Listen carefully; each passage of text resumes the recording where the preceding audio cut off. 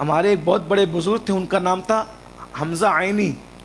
उनके पास एक पंडित जी आए और पंडित जी ने कहा कि हज़रत साहब एक मसला पूछना है। अल्लामा हमज़ा आइनी मारवी से कहा एक मसला पूछना है। बोले आपके यहाँ ये अकीदा है तकदीर का कि दाने दाने पे लिखा है खाने वाले का नाम, तो ये बताइए कि इस दाने पे किसका नाम लिखा है। वो बहुत बड़े वली थे, साहिब कश्फ थे।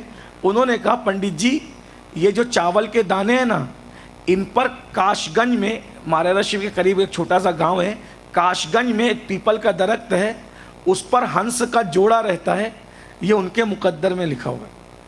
पंडित जी ने एक मुसलमान वली का मजाक उड़ाने के लिए एक हंसी ली और उसको डाल लिया मुंह में।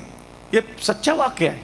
आजकल पढ़े लिखे लड़के इन सब चीज़ों का भी मजाक उड़ाते हैं, लेकिन हम लोग रूहानियत से ताल्लुक़ रखते हैं, हम इस पर ईमान रखते हैं, क्योंकि अल्लाह अपने दोस्तों को बहुत नवाजता है।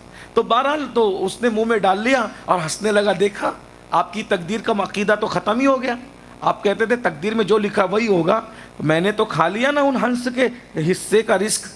उस बुजुर्ग का हमने जो जानते थे, जितना हम जानते थे उतना कह दिया, आप जानो आपका काम जानो। पंडित जी उसको खाकर पेट में दर्द हुआ, इतना इलाज कराया, कोई इलाज काम ना आया। आखिरकार हकीमों ने कहा काशगंज में फलां फलां हकीम रहता है, उसके घर ले जाओगे तो दवा देगा तो अच्छा हो जाएगा। उसको बैलगाड़ी पे डाला पंडित जी को, और पंडित जी बैलगाड़ी पे डाल करके पेट में तकलीफ थी, तड़प रहे थे, ले जा रहे थे। काशगंज आया, वहाँ पर पंडित जी को उल्टी हुई, चावल के दाने निकले और उसके बाद हंस का जोड़ा नीचे आया और उन्होंने चुक करके वापस ऊपर चले गए।